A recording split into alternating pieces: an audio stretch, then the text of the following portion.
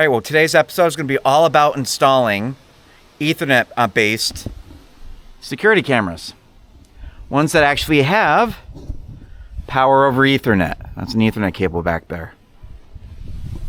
All right, well, let's get started. Well, needless to say, I'm a telehealth provider, meaning that I use the internet a lot.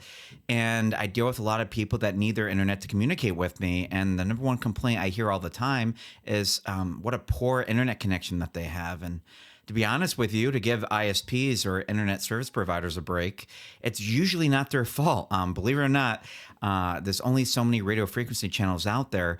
And most of the time, the culprit isn't a person's ISP. It's actually their Wi-Fi signal. It's the fact that there's not enough channels opened up for that data packet to go through.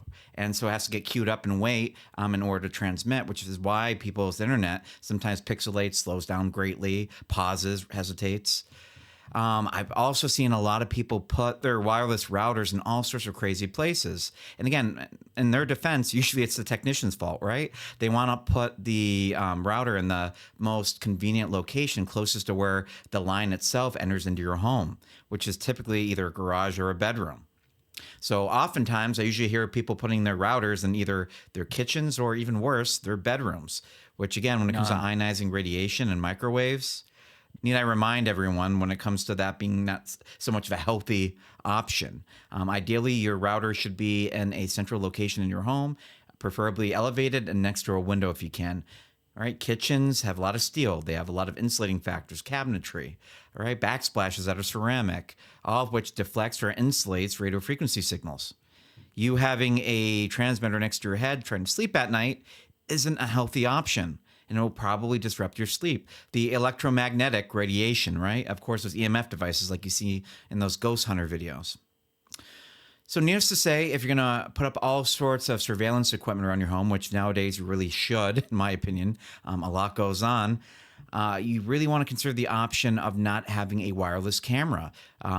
If you have to power the device anyways, why not use the same cable that's powering the device to actually transmit the data signal? Right. And so we have that option nowadays. It's called power over Ethernet. So with that said, using that same Ethernet cable that you're going to supply that data connection with, you can actually insert power into the line to supply it with power.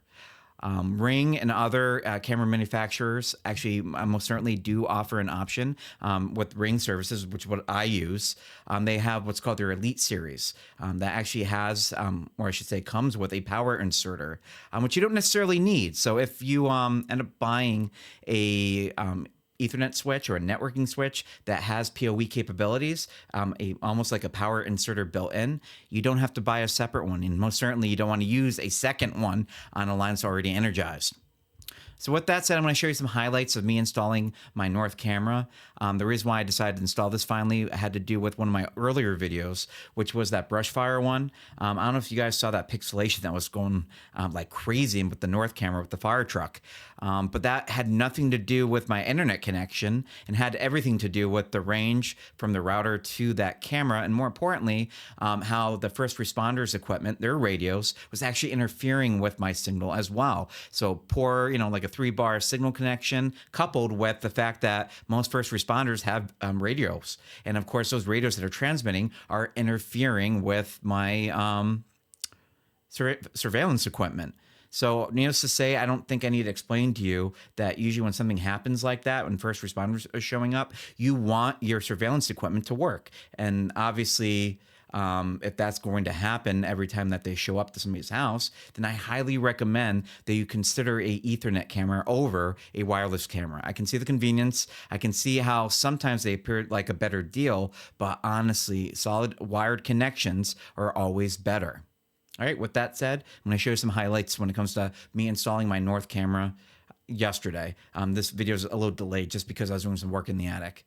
All right, here we go.